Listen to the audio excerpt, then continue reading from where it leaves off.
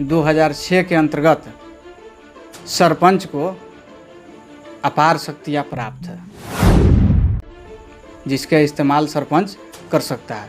धारा 140, 142, 143, 144, 145, 147, 151, 153, 160।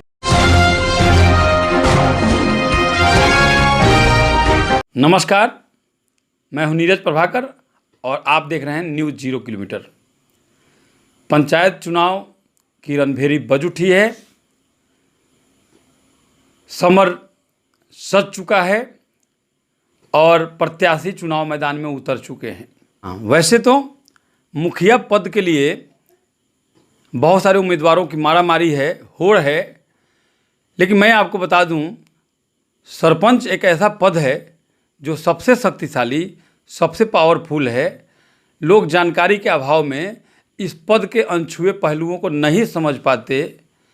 तो आज हम मौजूद हैं घोड़ासान प्रखंड के पंचायत संख्या 1 बिशुनपुर में, जहां से पत्रकारिता के धर्म का सही से ईमानदारी पूर्वक निर्वहन करने के बाद एक पढ़ा लिखा, शिक्षित और समाजसेवी उम्मीदवार युवा वर्ग से लोगों की मांग पर, लोगों की सेवा में उतर रहा है।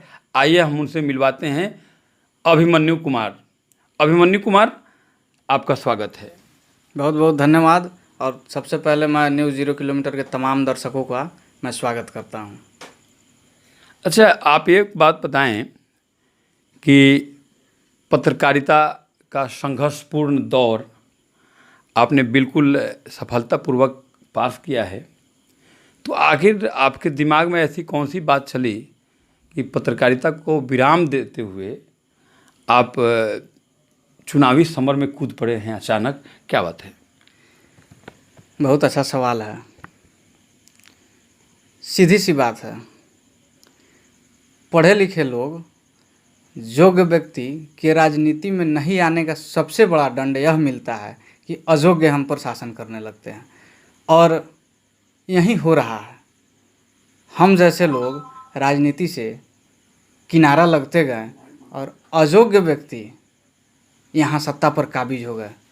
सरपंच जैसा संवैधानिक पद, सरपंच की शक्ति को जो व्यक्ति जानता नहीं है, लोकतंत्र में किसी को चुनाव लड़ने का अधिकार है, केवल इसी नाते चुनाव लड़के जातीय समीकरण बना करके, जातीय कार्ड खेल करके चुनाव जीत लेते हैं। उनको मालूम नहीं होता है कि वे किस पद पर है और इस पद की गरिमा क्या है। मैं इस पद की गरिमा को बखूबी समझता हूं और मैं सोचता हूं कि अगर मैं सरपंच के पद पर आसीन हो जाऊंगा तो मैं जिम्मेदारी पूर्वक ग्राम कचहरी का संचालन कर पाऊंगा और अपने पंचायत की न्याय व्यवस्था को सर्वोच्च शिखर पर पहुंचा पाऊंगा। इसलिए मैंने सरपंच पद पर चुनाव लड़ने का फैसला लिया है।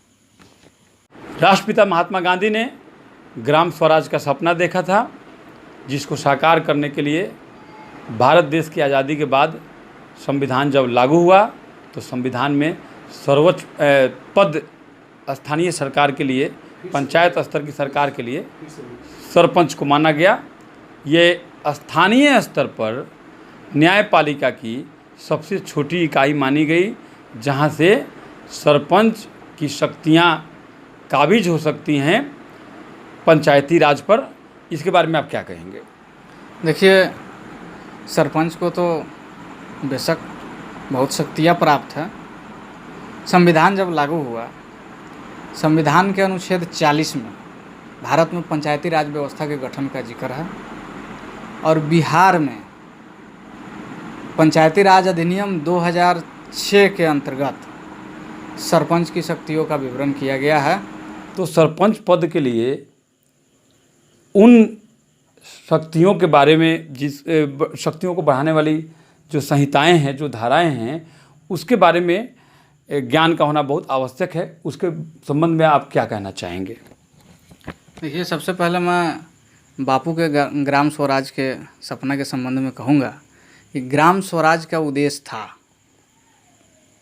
कि ग्रामीण स्तर पर सस्ता एवं सुलभ न्याय की व्यवस्था करना, जिसका वर्णन भारत में जब संविधान लागू किया गया तो संविधान के अनुच्छेद 40 में भारत में पंचायती राज के गठन का वर्णन मिलता है और बिहार में पंचायती राज अधिनियम 2006 के अंतर्गत सरपंच को अपार शक्तियाँ प्राप्त है, जिसका इस्तेमाल सरपंच कर सकता है। सरपंच धारा 140, 142, 143, 144, 145, 147, 151, 153, 160, 172, धारा 174, 178, 179, 269, 277, 283, 285, 286, 289, 290, 294, 294 ए, धारा 332, 334, 336, 341, 353, 356, 357, सॉरी 352, धारा 352, 356, 357, 374, 403, 426 समेत कई दर्जनों धाराओं में अगर मुकदमा दर्ज हो तो उसकी सुनवाई ग्राम कचहरी का प्रधान जो सरपंच कहलाता है कर सकता है। अच्छा, ये बताएं कि आखिरकार इस पंचायत की जनता सरपंच पद के लिए एक से एक अच्छे कैंडिडेट यहाँ हैं, एक से एक अच्छे प्रत्याशी यहाँ हैं, तो आखिरकार उन्हें क्या मजबूरी है, उन्हें क्या परेशानी है, क्यों वोट दे आपको सरपंच पद के लिए, आपको अभिमन्यु कुमार को यहाँ की जनता क्यों वोट दे? देखिए, मैं अभी छात्र जीवन में हूँ, मैं किसान भी हूँ, मैं पत्रकार भी हूँ और मैं बिहार सरकार का एक प्रतिष्ठित उपक्रम है नालंदा खुला विश्वविद्यालय पटना में, मैं वहाँ से पत्रकारिता एवं जनसंचार में स्नातकोत्तर की पढ़ाई कर रहा हूँ। मैं इसी पंचायत का निवासी हूँ। यहाँ की न्याय व्यवस्था को मैंने देखा है, ग्राम कचहरी की दुर्दशा को देखा है, जनता ने भी झेला है।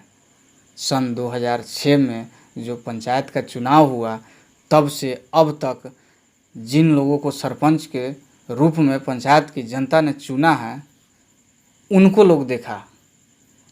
उसके बाद में पंचायत की जनता के मांग पर, डिमांड पर, नौजवानों की मांग पर, छात्रों की मांग पर और अभी तक जितने लोग सरपंच के पद पर काबिज हुए हैं उन लोगों की कार्यशैली को देखकर जनता ने हमें आमंत्रित किया है।